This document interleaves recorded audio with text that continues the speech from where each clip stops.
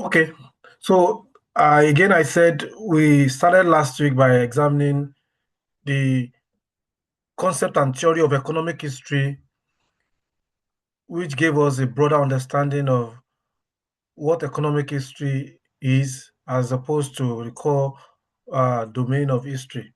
Then we subsequently proceeded to examining the interactions between economic history and other uh, disciplines in the social sciences, in humanities, in sciences, and also, especially particularly with regards to statistics, with economics, with political science, sociology, anthropology, with political economy, all right, culture, and so on and so forth. So today, what we are doing today is to examine the evolution and function of markets in Africa, basically. All right, so we're going to focus basically on Africa, the function and evolution of the market. But before then, we ought to have discussed another topic, which is the factors of production in Africa. I guess I'm going to share the slide of that one with you. All right, but I'm going to make a few commentaries about the factors of production in Africa so that we can fully understand the discussion about the evolution and function of markets. So in terms of the factors of production, societies are usually the means of production in every human societies are usually divided into three, but four major factors. I believe that everybody in this class, or majority of the people in this class, probably must have done economics at the secondary school level. So in this case, you would have been taught about the various factors of production, such as land, labor, capital, and entrepreneur.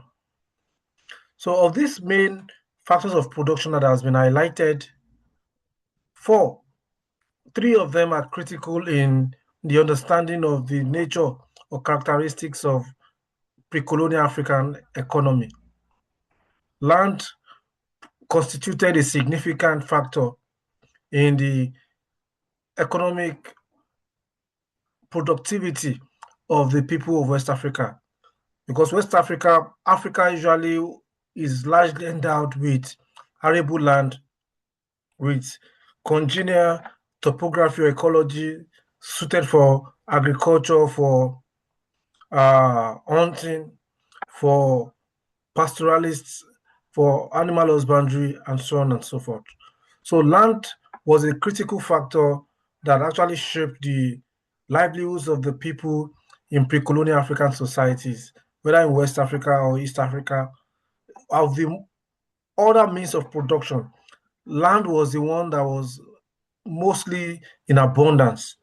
And the abundance of land was relatively due to lower population concentration. All right. So the fact that land was surplus meant that the popular labor was probably inadequate. If you have read, in fact, you need to read the work of Anthony Hopkins, Economic History of West Africa. You also need to read the work of Ogunremi, An Introduction to Economic History of Africa.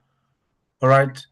These works will give you a very broad, especially the early chapters, will give you a proper grounding in understanding the structure of pre-colonial African economy and the place of land, labor, capital, entrepreneur.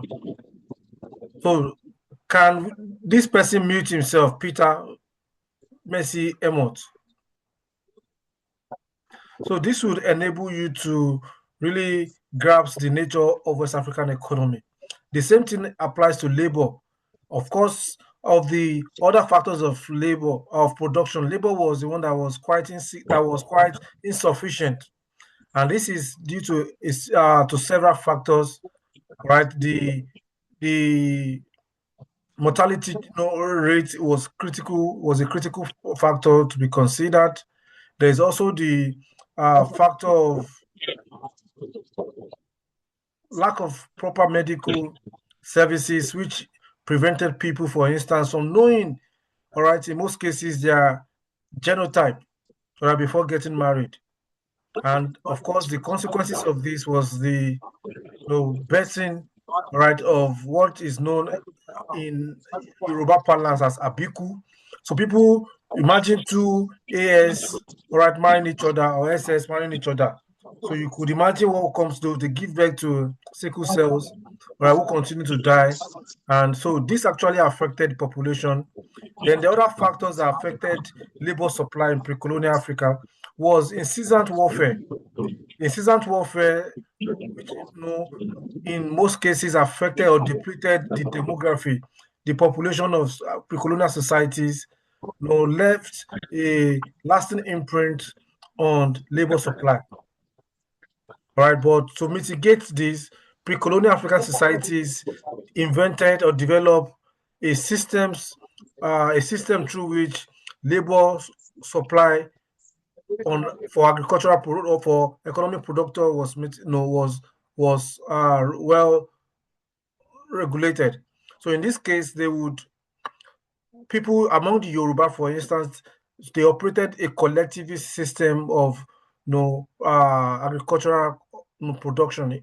So in which case, people of the same age grade, of the same class groups, communal associations, relations would converge at a specifically mutually agreed time or period place to move to the farm site of one of their members, in which all of them will supply their labor, all right, not for commercial, not in expectation of any wages, but on the basis of mutually allowed reciprocity.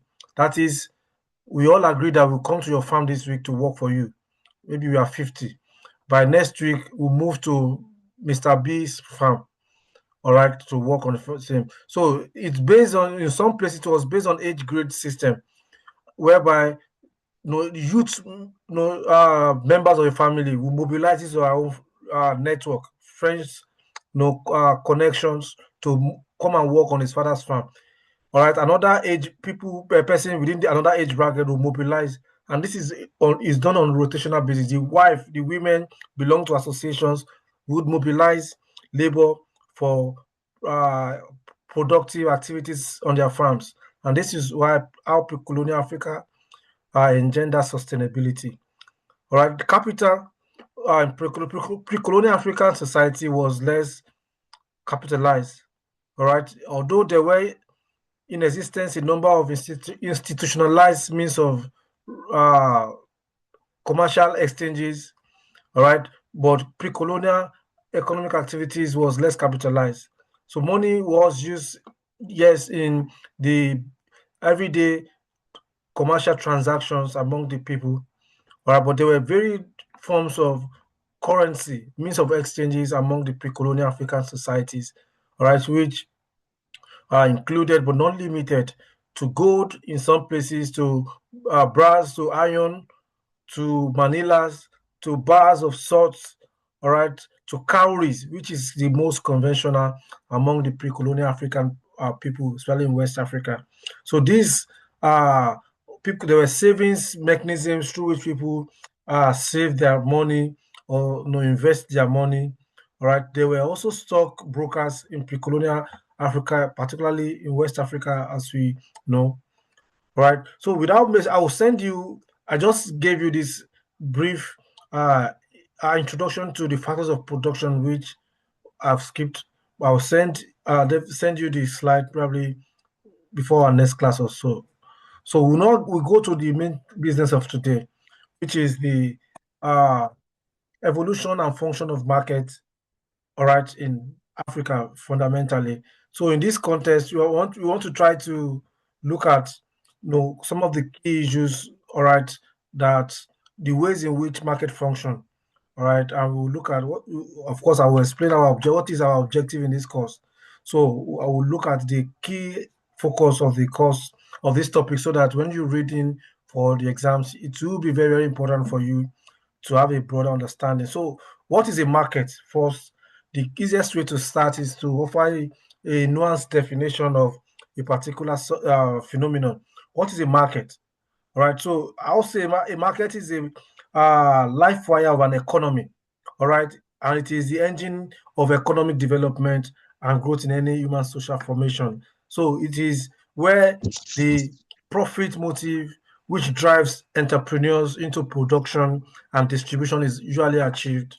So that is to say that a market performs both economic and non-economic functions, which is very crucial to the uh, performance of its function and also its efficiency, basically.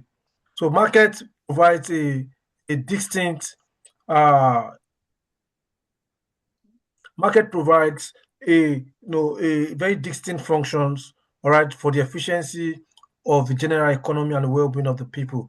All right. It also includes stuff like transport, exchange system, suitable location, proper organization, enforcement of law and order, and also freedom of movement and unhindered ability of buyers and sellers, for instance, to negotiate prices and opportunities for engagement in particularly, especially in competition and innovation, to create competition and innovation, particularly among entrepreneurs. So market is a critical factor, all right, in the economic. When I was talking about the means of production, I was going to say that other the capital market plays a fundamental role in the everyday functioning of the pre-colonial economy. All right, so in this course, in this topic, so what we're trying to achieve is to explain, to discuss the origin of markets, to explain the control and regulation of markets, to analyze the function of market. All right, so we'll go into the key definition of market now. As has been said earlier, by the early 1960s, there were concerns in various quarters, especially among economists, especially European economists, who regarded African economists, African economy, African markets. Can everybody mute themselves, please? Oh, God. The course rep, can you identify that person and ask the person to mute his or herself? So I said that by 1960s, European economics, just like their counterpart in political history, social history, regarded African marketplaces as outmoded institutions that lacked market mechanisms. All right.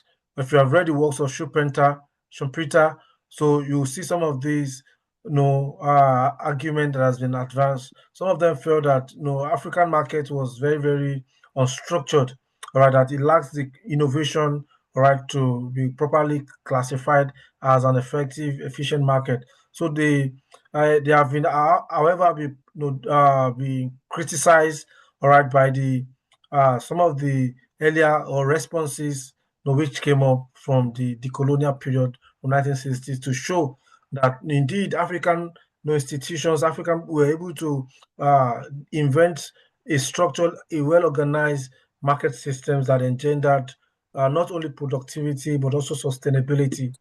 So, according to the 1981 report of the UK Royal Commission on Market Rights and Tolls, so a market is an authorized concourse of buyers and sellers of commodities meeting at a place more or less strictly limited or defined at an appointed time. So, in order to incorporate some phenomena in the evolution and operation of market in West Africa, another definition is perhaps worth considering. Okay, so in this case, it could be said that the market was any public concourse, whether authorized or not authorized, so that auctioneers sells their materials or either the yards of clothes, cattle, or other commodities which had no franchise, all right, no privileges granted by the king or anybody. So it's a free place. Market is usually a free place in the pre-colonial period where people converge, bringing in their commodities and goods. All right. So both definitions usually depict a market as an environment or a designated place by consensus where sellers and buyers meet, all right, to negotiate, all right, to exchange commodities at a stipulated or mutually allowed, negotiated location prices, all right, and where exchanges of all kinds of services and goods took place. So usually a market usually facilitates the distribution of goods and efficient allocation of capital for production. All right, especially where money is not used. Trade usually conducted by the barter system, which is an exchange of one commodity for another commodity.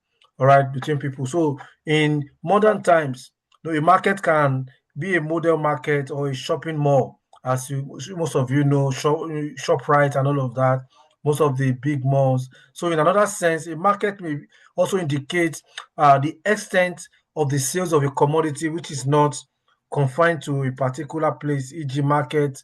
For instance, today now we now have mobile alien apps. All right, there are apps that are used, all right, to converge. If you want to buy other food, all right, in your hostels, you might not necessarily have to go to Yamoria's shop or somewhere chicken and KFC to go and order your food. So there are now many outlets, digital outlets through which market activities are conducted. So there are two popular theories of market in terms of this to fully theorize market. So there are two popular theories of market. We have the perfect and the imperfect market. So what is a perfect market? The perfect market has a homogeneous commodity which with uniform prices levels that are known. What is the meaning of homogeneous? Homogeneity. A similar commodity. That is a can that person mute his or herself for the last time? I might end this class on the basis of the people distracting us. So the perfect market and the imperfect market, all right, where people agree at a particular place to converge, all right, on a particular. So it's usually a mono commodity market system whereby only in most cases only one form of commodity or one pattern of exchanges that occur in some of these markets. Whereas the imperfect market is much more realistic, all right, with price levels not uniform, with commodities traded not homogeneous. All right. So in most cases, neither is the commodity the same everywhere. All right. People brought in diverse products, goods, and services in this imperfect market, and they were usually traded. There were also various characteristics, other actors that operate. There are stock exchange brokers, foreign merchant comes, or they are bureau de change, or people sell at wholesale. They bring their market and traded in wholesale. Those some are sold in retail, all right, bringing all kinds of commodities. So let's look at the. I cannot wait. How will you be writing, jotting something? Your brain and computer. Who is that person, please? I've tried messaging her, but she's not replying to my message. I don't know how to get her to mute her mic. Then call her. So the origin of market, let's take a look at the origin of market. So we cannot safely generalize or make assumptions about the origin of market in West Africa due to a number of reasons, all right, and development that had shaped their emergence at different times in the past. There were multiplicity, there were divergence of structures in terms of the ways market operated in West Africa. All right. So there is no one simple or one's size fit or concept about the origin of market. Right. So some popular resting places along trade routes, were used for as a medium of market. So we imagine people traveling from from Libya to come and trade West Africa. So most times the place of rendezvous where people relax usually develop into a market. Most times the places where people settle to pray, for instance, in the trans-Saharan trade, were used as a marketplace. So such markets were established by traders and sometimes trekkers without any political authorization. So scholars have also applied the central place theory, to the origin and location of market. So this theory has been corroborated by some oral traditions also in Africa that claim that some markets were founded by the consensus of two communities, for instance, at an equidistant location between them. All right, so that means two communities will come together to say that why not let's establish a market at a place that connected our two communities. So similar markets were founded at crossroads or junctions, all right, transverse frequently by traders from different places in pre-colonial societies. And this would help us to properly understand that in many towns, the indigenous populations also usually establish markets outside their walls to prevent strangers from entering into the town. So there were markets that are secluded, that were only uh, you know, Okay. operated by people. That person should mute himself. If you continue to behave, I will end this class and I will not teach you till I return back to Nigeria.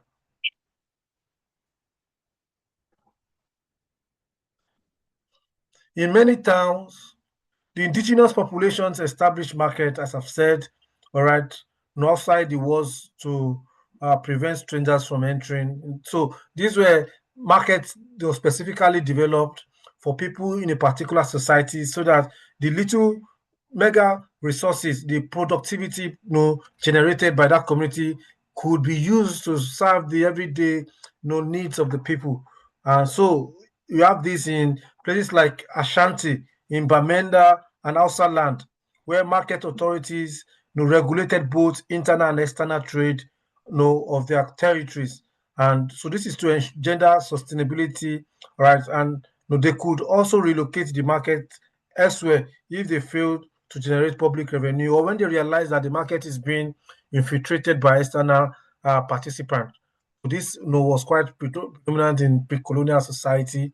So there were traditions that also confirmed that trading strangers found markets and also later sometimes some types of control. They exercise some kind of influences, all right, over the indigenous authorities in in pre-colonial Ghana, where markets were founded by local individuals, but later they have to share some of these rights and responsibilities with others. In pre-colonial Yoruba land, there were quite a number of markets which were established by indigenous communities, for instance, but were later uh, monopolized by powerful actor empires, all right, or kingdoms who exercise strong influence over them, as in the case of the Oyo Empire.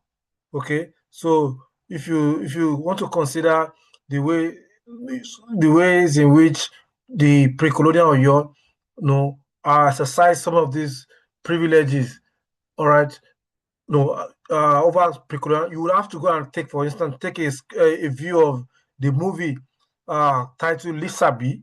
All right, so you see in that movie, I think that's Lisa B. Yeah, right. You see in that movie where Oyo Oyo warlords, all right, or what did they call them?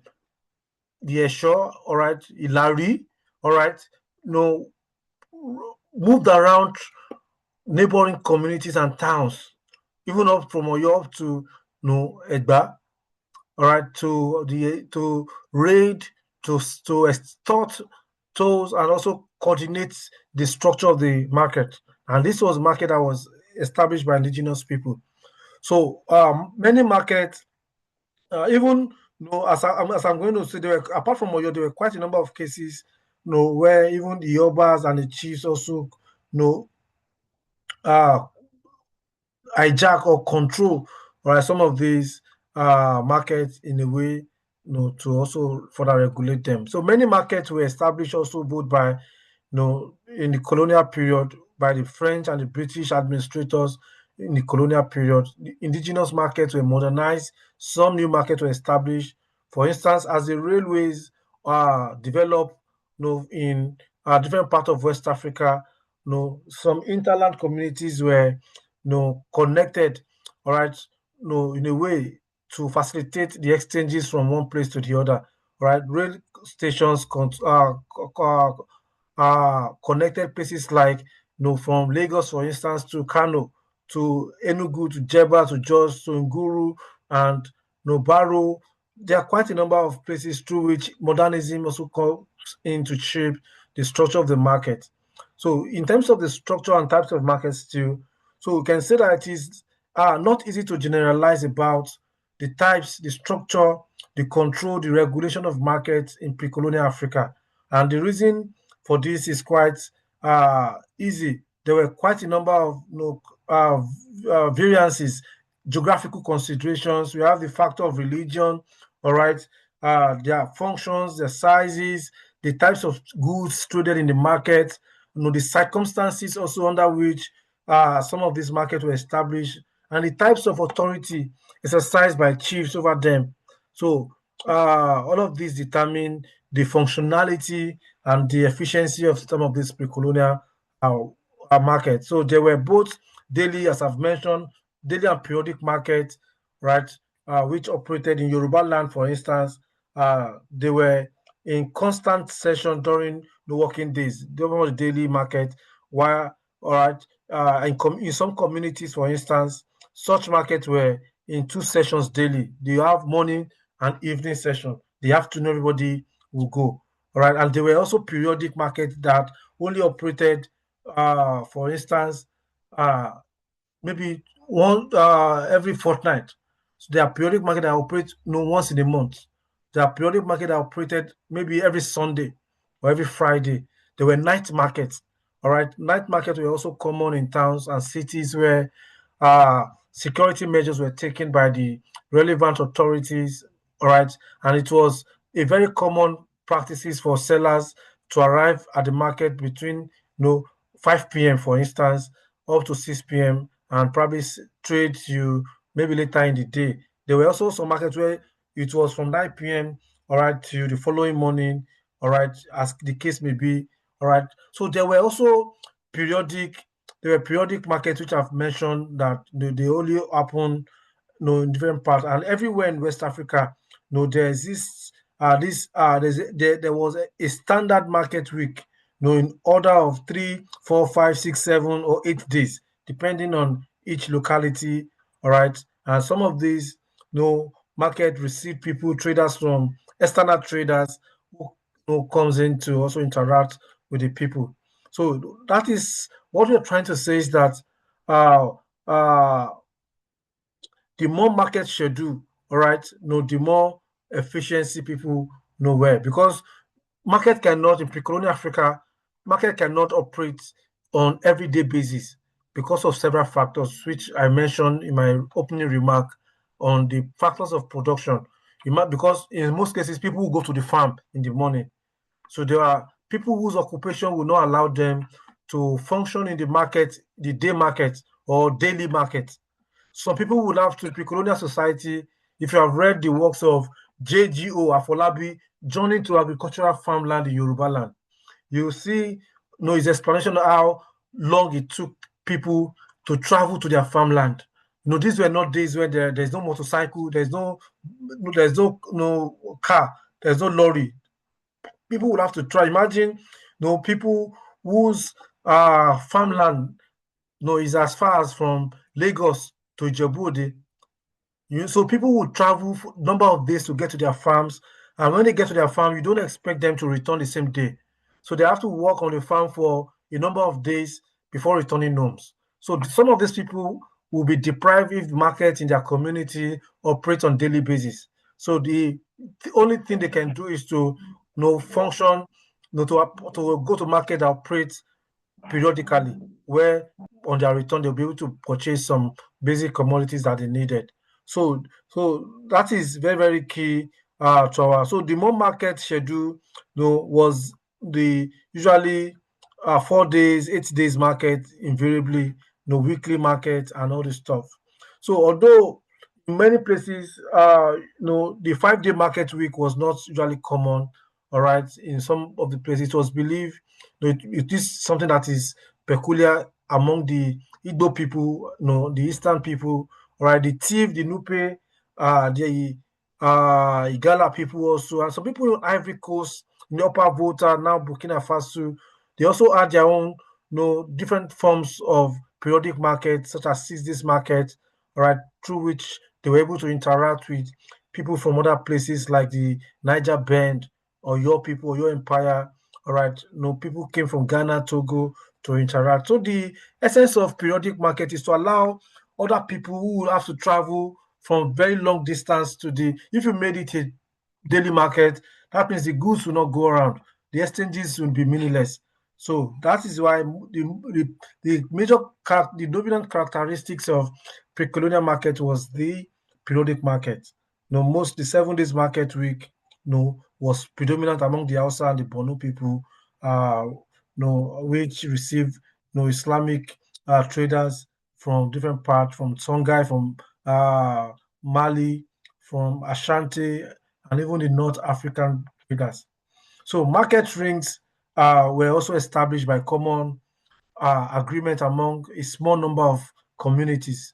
All right. In this case, there were a rural and urban market rings. All right. And in this case, each town and village would take its turn in staging a market. All right, so on a rotational basis. So market days are named in this kind of structure under after each town or village concern. All right, you could say Akpomu market, for instance, or Idiasa market. It's a particular location that is favorable for a strategic location favorable to a particular community. So some markets, although were created in Yoruba land by the Obas themselves, right? And these were usually done for various reasons, usually so that to foster collaborations, uh, relations with other people, to engender peace, all right, order, and the normal function to make the market function. So the state authorities like the kings, the chiefs, establish and regulate some of these. So by market authority, what I'm saying is that we mean that the royal prerogative, authority or influence or delegated power, as we saw in the movie Lisabi, where the Ilaris were exercising the power of the Alaafin over all of the markets where they were extorting tolls and Ishakole and committing all kinds of abnormalities in some of these markets. So most importantly is the fact that pre-colonial markets were done to prevent breaches of peace, all right, and fraudulent transactions. So it was highly regulated. So it was not contrary to the assertions of the some of European economists in the 1950s and 60s about the unstructured nature, the unstructured nature of pre-colonial African markets. Some of these markets were highly regulated. There were security. There were tolls system, as we're going to see, where people were even made to pay. It was not just that people just brought anything. State authorities, kings and chiefs exercise influence, especially in collecting tolls and revenues from participants or traders in the market. So similarly, also there were no centralized trade regulations as there were, all right, that pertain to the social and ceremonial function of markets. But usually chiefs control the market. All right, they regulated everything. In Yoruba land, for instance, market authorities were constituted by Oba and to control and regulate commercial activities. And as I've mentioned that they also dictate or decided the opening and the closing of the market sessions. So there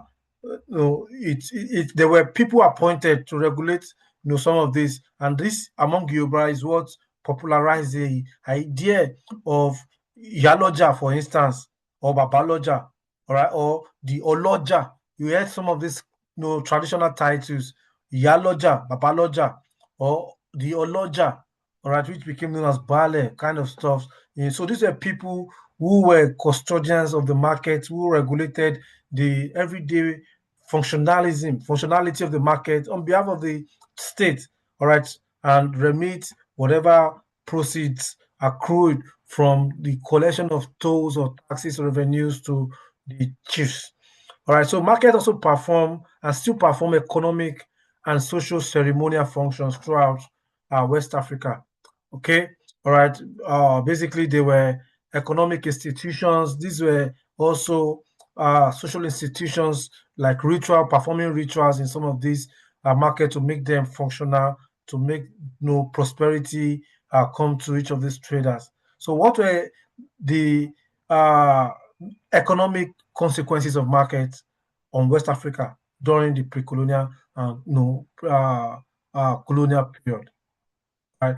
So, from time immemorial, it can be said that markets were not just marketplaces. All right, these were sacred also places which generated market mechanisms, and transformed societies into market economies, at least from the before the 19th century and even the 19th century. So a market economy, as we have explained, can be defined as one in which goods and services and exchanges, on the basis of relative price, pricing, were actually conducted. So in the past, pre-colonial African markets serve as the fora where transactions were negotiated and prices were determined, by angling between buyers and settlers and the sellers. So it was a quite functional and well regulated market. Like in Ghana, for instance, generally in Ghana, Mali, Songhai, or Yobini, and most of these ancient pre-colonial states. So the structure of the market operated on the principle of openness, all right, and also competition was also allowed. So people were allowed to move in, apart from some markets that were restricted to, basically the inhabitants of that social formation, right? And this was, it was really practiced by the Hausa, exemplified by the Hausa Kola, North and cattle trade, which should be noted that their market differed in with respect to the freedom of participants to enter the market, and also to the extent to which individual buyers or sellers could influence the terms of exchange. So these were some very, very basic unique cases in pre-colonial, whereby some commodities no in fact in the pre-colonial period, imagine an Igbo person going to a market in Casina to go and be selling cow, all right, or milk, cattle milk or cattle products. So these were highly regulated markets, all right, based on indigenous practices and customs, and also protective mechanisms, basically. So from the 1650s to the 1880s, European traders on the coastal cities of West Africa, started seeking the king's permission, all right, the King of England's permission through representatives to trade in the hinterland, and it was this that actually led to the involvement of several foreign merchant firms, trading companies in different parts of West Africa. In the Niger Delta area, they paid Kome and gave gifts to such for such permissions to be granted to them, right? But long before the arrival of the Europeans in West Africa, the Arabs, the Arab traders were also very, very involved. All right, they were involved in the commercial activities in West Africa, observing protocols, right? Most of the towns and cities, markets, places, right, were developed, even through their own ingenuity and also in collaboration with the indigenous people. So this market acted as a potent force, all right, driving social change and in distributing economic power to those who embrace the productive ideas and their commodities were usually traded. So it is not true to say that colonial West Africa probably like market lacked dynamism or innovation or it lacked proper structuring. No. So in their commercial activities, we have seen from my explanation that they moved the rest of the society forward, right? And there were price mechanisms in this market that help to shape the conduct or the conduct of individuals, rationality in wanting to maximize profit than the sales of their commodity, right? By this change, social direction was generated by economic determinants. So what I'm trying to say is that there were several situations in which examples to show the ways in which pre-colonial African market systems function effectively. All right, the towns and cities that experienced these commercial revolutions and transformation before and during the 19th century, were Yoruba land, Kano, Atembubu, Salaga, Kitampu, Kumasi, Gao, Jene, Timbuktu, Lagos, you know, in Calabar, different parts of West Africa had a functional, dynamic, and well innovative market systems.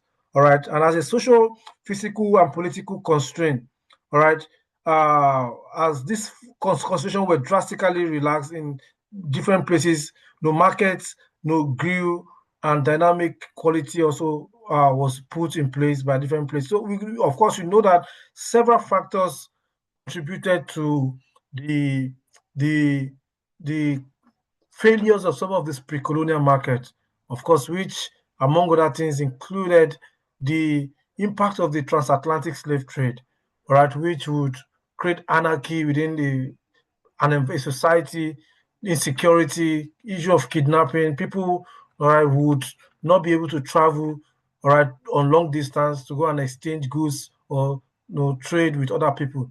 This also affected the structure of the pre-colonial market system, right, in pre-colonial society. So up to date, we can say that the market economy continues to encourage growth as it increases the efficient allocation of existing limited resources. All right, and this applies to the pre-colonial society where market created economic opportunities, people invested in different commodities, and interacted, purchasing commodity, competed among each other. So in terms of the real, the robust definition of economics, all of the markets in West Africa reflected on some of these concepts, and it's engendered productivity. It shaped the ways in which livelihoods of people were improved or was enhanced during the pre-colonial period. So, of course, I've mentioned that there were checks that were put in most of these markets. There were structures put to ensure that people, some scrupulous elements, do not take undue advantage of another people, or either in terms of inflating prices, or either in terms of extorting people, or robbing, dispossessing people of their capital or their commodities. So the chiefs, all right, in various domains, ensured security, social security, and economic security for the people. But fundamentally, I've noted that the pre-colonial economy was conducted on the basis of widening social relationships rather than maximizing economic profits, right? People traded to to solve an existential problem among themselves. So if people if a farmer is just producing yam, another person is producing oil, another person produces grains or pepper, So it is imperative for the various sections, all right, to converge, for people to change, to exchange what they have with what they do not have, so that the society, people have improved diets, all right, their livelihoods and their well-being well enhanced and all the stuff. So it could be said that uh, there were also markets that were shaped by social or cultural uh, uh, factors, all right, in which, all right, festivals, all right, rituals also was an integral characteristics of the functioning of the market. Even if you go to market in Lagos today, if you go to some market like Ojuwoye market, even in Dumota or Jankara, there are a number of specified days or periods that are designated for certain ritual activities to be performed in some of these, where you have devotees of a particular deity, all right, associated with the market, coming, the priest and the priestess coming to offer, perform certain rituals and invoke blessings, on the market. All right, the rulers occasionally come up. And so during the economic recession, for instance, in 1923, all right, when sales were low at Ereko Market, in Lagos, the market authorities, with the permission of the Oba of Lagos, consulted the Ifa Oracle, for instance, and the Ifa Oracle prescribed a an immediate sanitation and purification of the market, which involved sweeping of the market with new brooms. All right, the Yaloja ordered all the women to bring new brooms and sweep the market on a particular specified date. All right, and some sacrifices were made to the Ajay, the god of trade and commerce, with prayer for commercial prosperity, and for progress in the market. And the market was swept clean. Within a few days after, sales improved at the market. People where people experience unprecedented prosperity. So there were quite a number of cases like that, based on my own studies, where if you go to Ojo Imushi market, if you go to various markets in Yoruba land, I believe also in Igbo land, where some days were designated for some ceremonial reenactment, cultural reenactment, basically, and it helps the functioning of the market. So what you are saying is that, in conclusion, that although African markets are institutions of great antiquity, right, they date back to ancient times, all right, it is blatantly erroneous, to say that they do not fit into modern business and that they add little relevance in modern trade, as some of the European scholars, economists have asserted. So since time immemorial, uh, markets have been dynamic in Africa, although constantly undergoing changes, transformation in terms of its structures and its functions, right, in response to uh, internal innovative ideas and also external stimuli.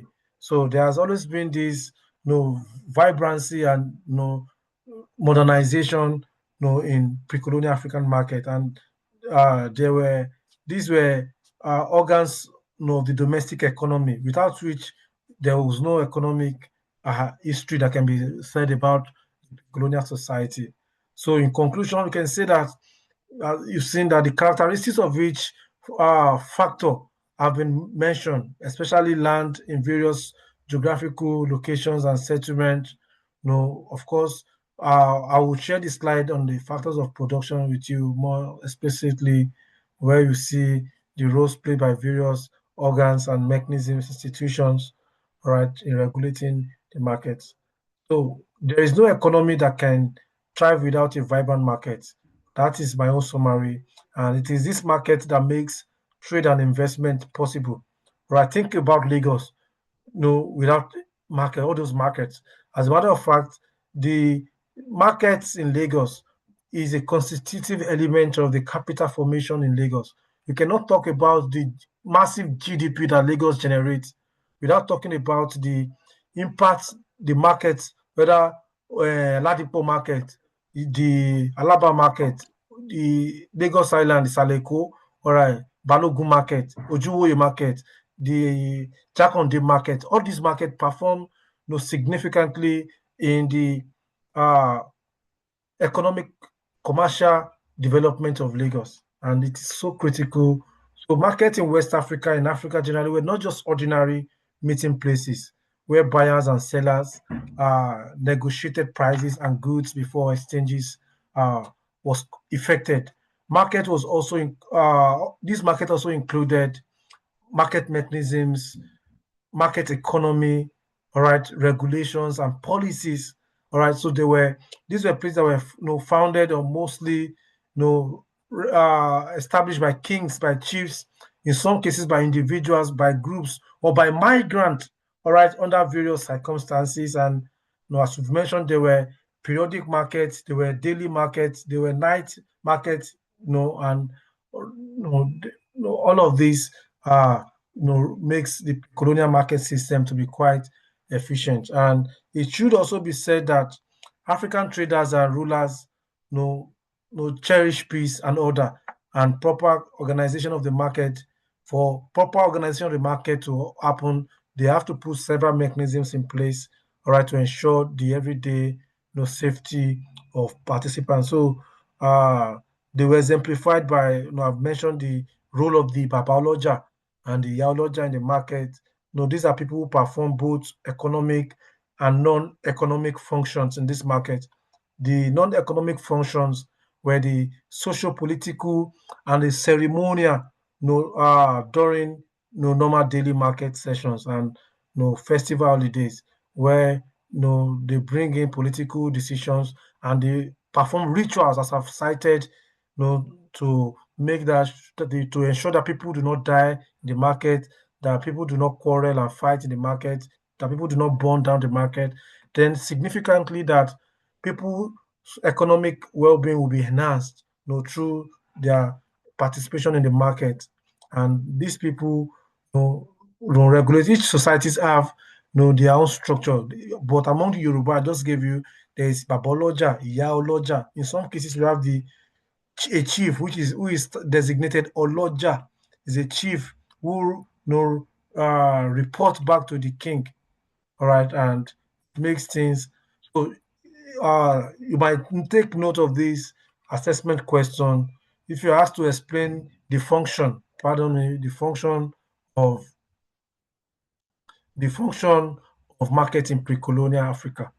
All right, I believe you should be able to do quite a good justice to some of these, and that would probably help us to to go ahead now. So if you have any question at this juncture, you can ask so that we can be on the same page. If you have any observation or question, you can unmute yourself and probably ask.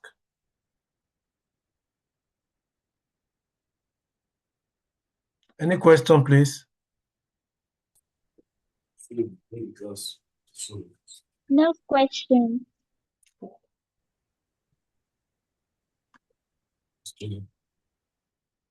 Any question, any observation, any comments?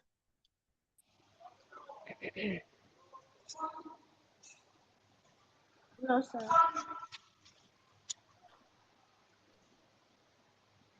Okay. Good morning, sir.